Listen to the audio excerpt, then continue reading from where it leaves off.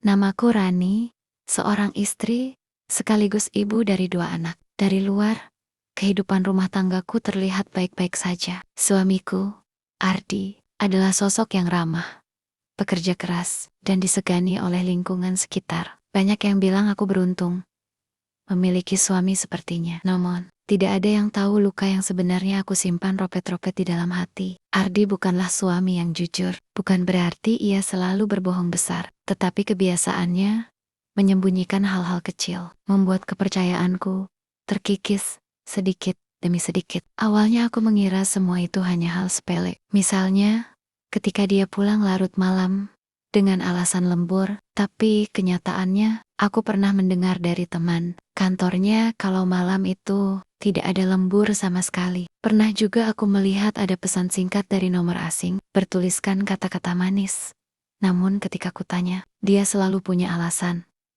Itu klien kerja, jangan mikir macam-macam. Sebagai istri, aku berusaha percaya. Aku menutup mata, berharap semua hanya prasangka. Aku tak ingin rumah tangga yang sudah aku bangun hancur karena aku terlalu curiga. Namun, semakin lama kebohongan kecil itu semakin nyata. Puncaknya terjadi saat aku menemukan bukti transfer bank yang tidak pernah dia ceritakan. Jumlahnya tidak sedikit, dan aku tidak tahu uang itu digunakan untuk apa. Ketika kutanya, wajahnya panik.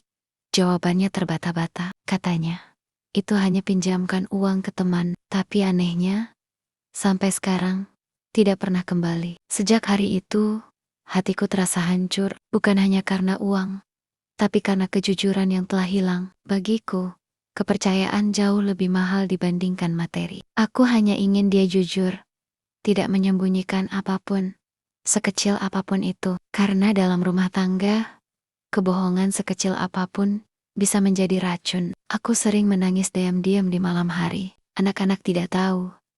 Orang lain pun tak pernah mengerti. Aku tetap tersenyum di depan mereka, seakan semua baik-baik saja. Tapi hatiku semakin hari semakin lelah. Ardi mungkin mengira aku tidak tahu banyak hal.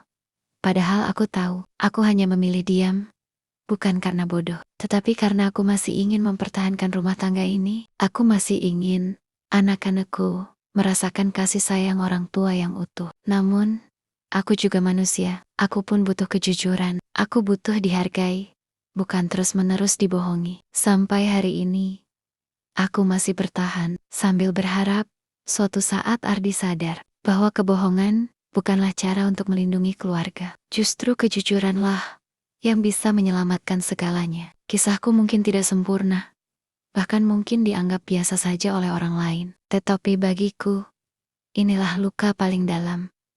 Hidup bersama orang yang kucintai, namun harus selalu bertanya-tanya, apakah hari ini dia sedang jujur, ataukah kembali menyembunyikan sesuatu dariku.